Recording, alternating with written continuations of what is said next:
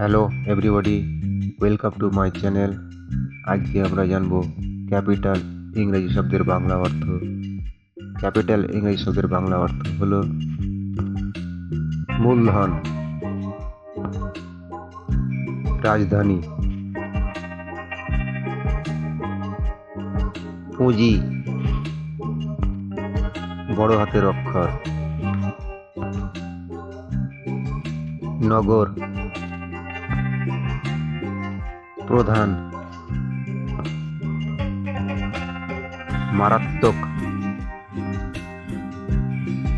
মুখ্য, গুরুত্বপূর্ণ, উৎকৃষ্ট ও শীর্ষস্থানীয়। Thanks for watching.